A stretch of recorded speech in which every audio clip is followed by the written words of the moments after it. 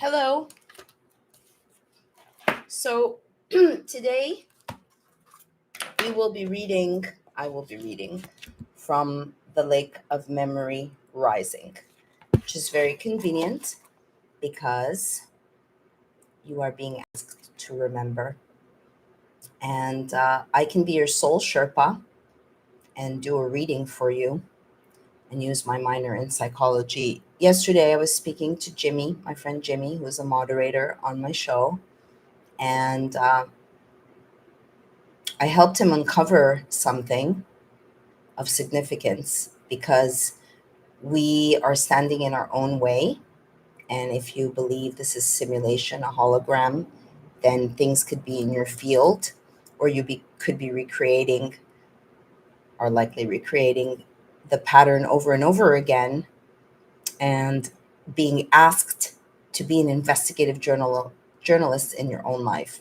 So I use my investigative journalist skills and my hunches have gotten me far. You don't always understand your hunch, but you follow your intuition and you don't listen to others.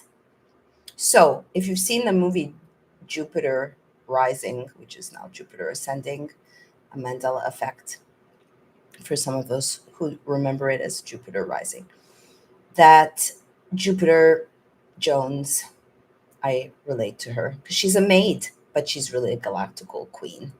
And the bees land on her, just like the bees land on me. The bees recognize royalty. So, whoever it is you are in this life, this is not your first rodeo. And just like people might be adults but be juveniles and teenagers and not adulting, then that also happens with the soul. If you leave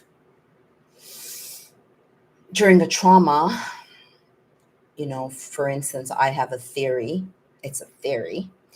And a lot of times, my theories, if I see things that other people don't see, it's not my fault, is it?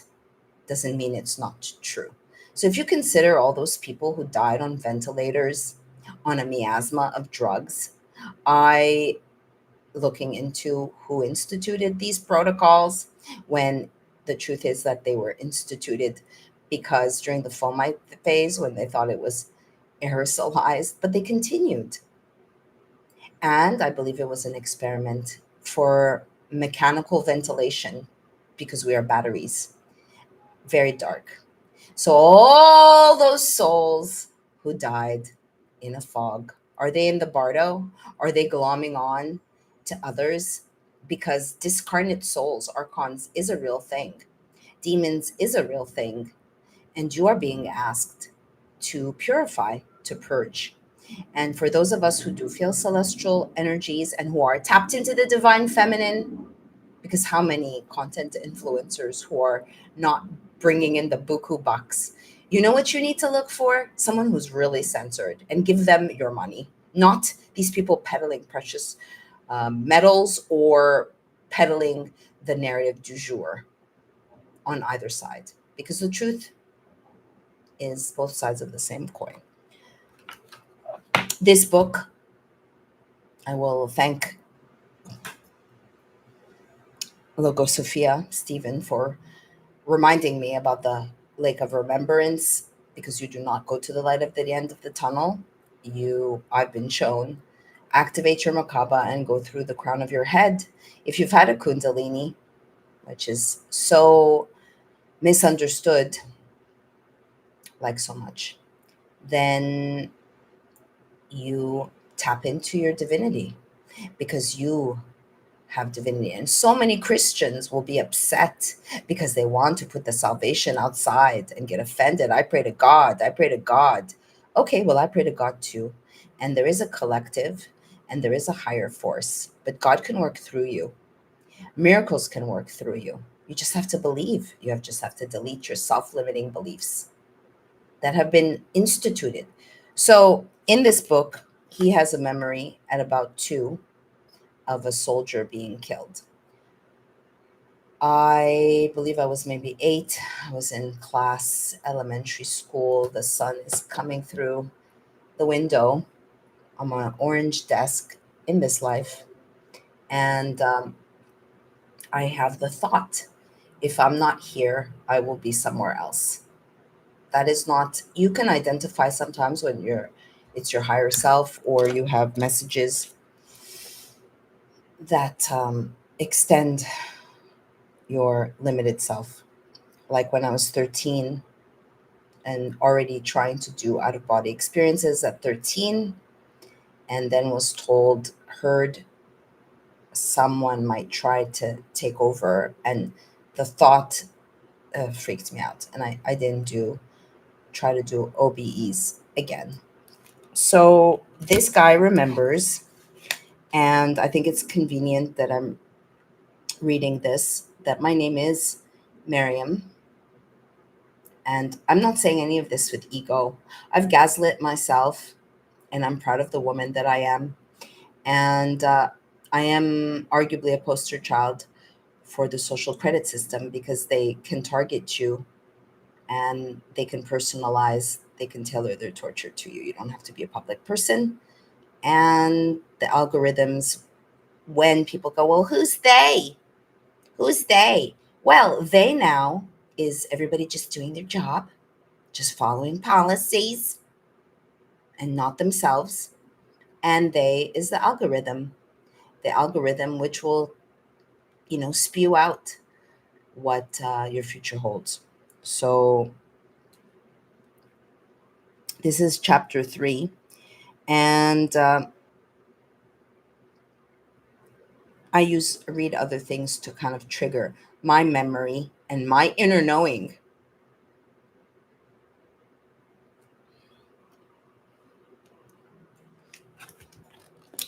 The search.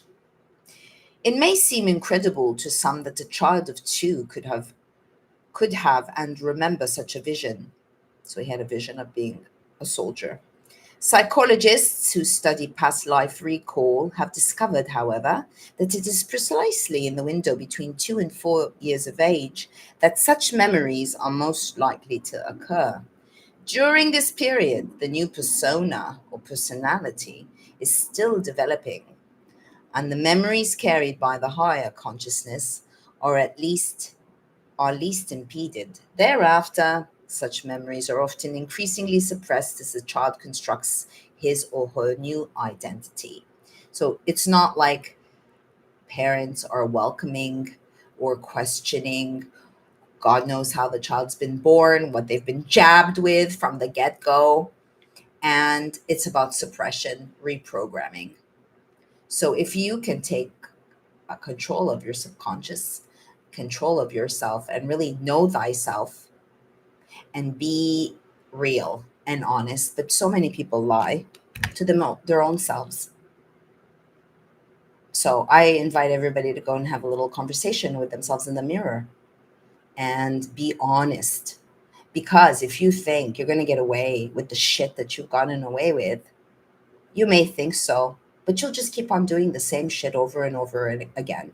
And yes, a lot of people are using their power over dominion. This is what the fall was about. Before, the slow creep of corruption, it's called incrementalism. You can watch this Friday. I'll have Courtney Turner on, and we'll be talking about Alice Bailey and the Luciferian trust, because all of these truths were and have been diluted. You change a word here, you change a word there. I am giving you pearls on how this construct, having spent 5 years and now targeted and continue to give, when people are giving you, half truths and a lot of hopium. No one's going to come and save you, but you can save yourself if you listen to the messages, if you tap into the collective, which is ascending for this Atlantis, sequel in a way.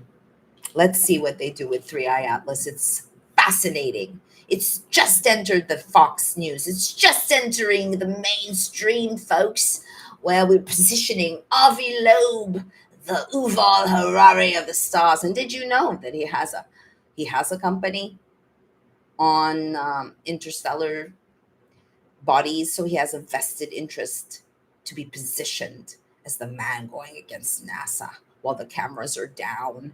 And this object, whatever it is behind the sun. Behind the sun. The sun, for those of us who remember who the sun is. The vision of the soldier has been in the background of my consciousness throughout my life. Although there were many years when I tried to forget it, it was still fresh and powerful when I went to Catholic church and Sunday school, and later to parochial school between the ages of 8 and 11. The nuns who taught us were highly proficient in English, arithmetic, and the outlines of a certain version of history, but the doctrines they taught were sometimes absurd. For example, we were taught the difference between venal and mortal sin. If one died in a state of venal sin, he might go to purgatory for a while to be purged before going to heaven. But if one died unconfessed in a state of mortal sin, he would go to everlasting torment in hell. We were taught that it was a mortal sin to eat meat on Fridays as standard practice. The priests held confessions on Saturday. I used to think, what if someone was hungry on a Friday and all that was available was hamburgers?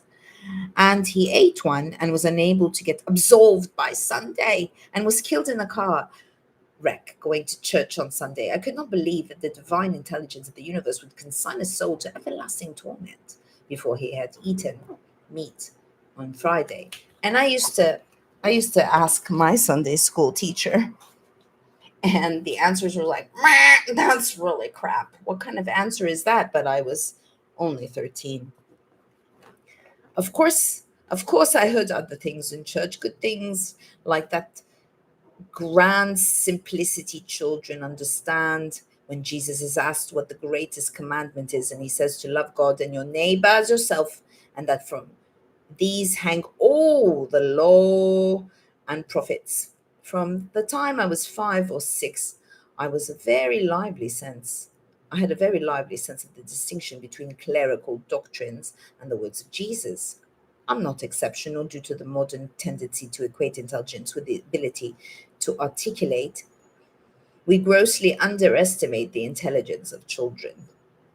However, it was obvious to me that the priests and nuns who taught us and the larger organization behind them had lost this distinction. I felt it was virtually criminal, certainly the epitome of pedagogic incompetence, to instill in children the fear of eternal torment for such inconsequential acts. I certainly could not imagine Jesus doing this. He said that we are not defiled by what we consume, but what comes from our hearts and mouths. Constrained by family pressure, I went on attending church in a perfunctory way, and then in my teens left at the first diplomatically possible moment. Me too. I understand that within the Catholic Church it is no longer considered mortal sin to eat meat on my Fridays, but this still does not reconcile me to that church. This instance is but a single example of constitutional doctrines within Catholicism and other denominations that obscure the true spirit of Scripture. Yeah, so the Catholics come from the Cathars and another co option. And the co option, the dilution, the rewriting, it's all in the playbook. For many years, I was puzzled about a larger meaning of my vision. Did this thing of did this kind of thing ever happen to anyone else? For decades, I had never heard anyone speak of such an experience. During the years when I was still going to church, I had probably heard a dozen times the scriptural passage in which Jesus affirms that John the Baptist had been Elijah. And the disciples asked, then why do the scribes say the first Elijah must come? Elijah does come, and he is to restore all things, but I tell you that Elijah had already come, and they did not know him, but did to him whatever they pleased. So also the Son of Man will suffer to their hands. Then the disciples understood that he was speaking to them of John the Baptist. While the sermons were usually keyed to that Sunday's reading of scripture, no priest ever spoke lucidly about the meaning of this passage. I might have questioned the priests or nuns privately about this meaning, but given the confusion about hamburgers and mortal sin, I had no confidence in doing so. So they're censoring me here too. Of course, well, they've always censored me here. You'd have to press the, you really have to understand how real people, like someone told me today, I can't believe I got you. You're a real person. Yeah, and I'm a natural star. And I remember, I remember. Just because I beat to my own drum, I'm here to invite you to beat to yours. So I haven't hoarded out my soul. And yet again, God puts me on the forefront in the future. Let's see. I've already seen some content influencers take my lead when they've never dealt with anything metaphysical before. I do not think I ever heard the term reincarnation until I was well into high school or the first 2 years of college. Even then, it was an offhand reference to some Eastern philosophy and was treated dismissively. The one positive source I encountered was Plato's allegory of the cave, which I read on my own when I was about 16. Although this allegory is not about reincarnation, it does at least give a sense of higher realities. There are other writings by Plato that do speak of reincarnation, but I did not happen upon them. Even to hear someone with the repugnance and authority of Plato describe an upper world of light and reality and a lower world of illusion and shadows, the one we inhabit, meant a great deal to me at the time. I could at least understand my vision as something that had come from the upper world. I was nearly 30 before I encountered Gina Cerminara's book, Many Mansions, a fresh and comprehensive discussion of reincarnation. Huh, let me write that down. Never heard of that. Many Mansions. Because I'm doing a deep dive and I cross reference things and I look at patterns and I actually like to read and I actually do read.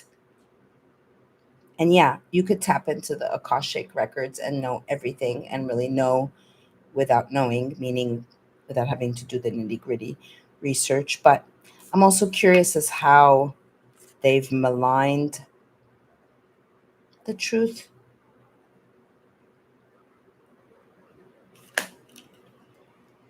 Oh, look, zero.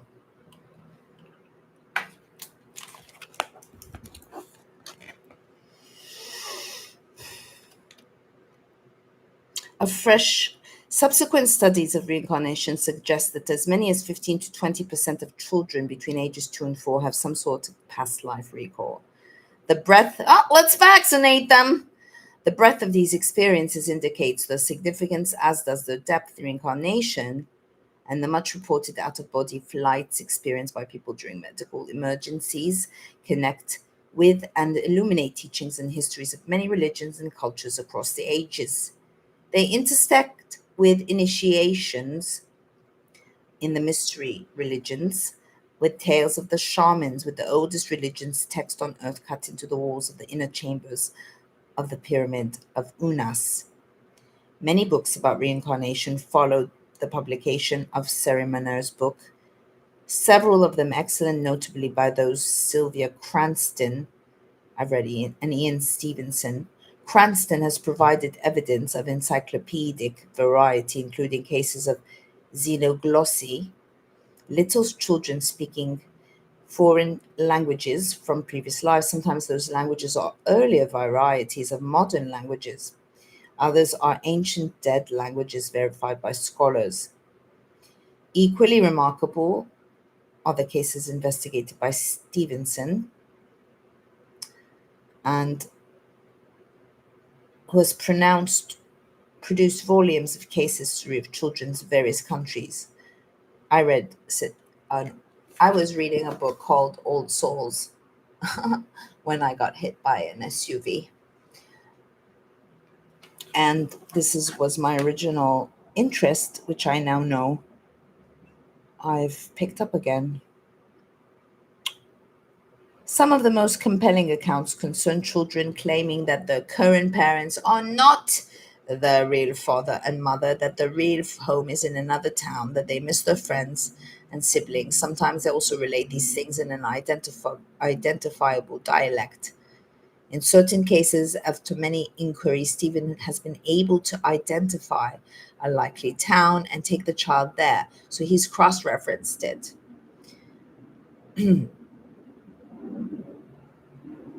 Some children list notable features of the family history that are confirmed by surviving neighbors and former relatives, and some are able to locate personal items or treasures that they secreted away in their previous life, under the floor of a room or in a corner of a garden. So I believe that I put in a sigil.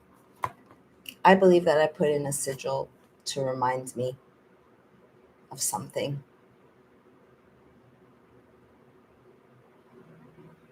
But is there any way to prove any of these things? It's called knowing. It's called gnosis. A mid 1980s Gallup poll disclosed that 20% of Americans believed in reincarnation. This belief is thoroughly integral to the old cosmology and is also necessary if we are able to make the best and most dramatic sense of the Bible, providing the links between key figures in the Old and New Testaments. Excuse me, exploring reincarnation in scripture is an entirely organic consequence because researching an idea as ancient as reincarnation leads inevitably to the history of Christianity itself. Interesting. Zeal and doctrines. One needs to be aware of certain elements in the history of Christianity to understand how and in what climate reincarnation and much else virtually disappeared from the Christian tradition.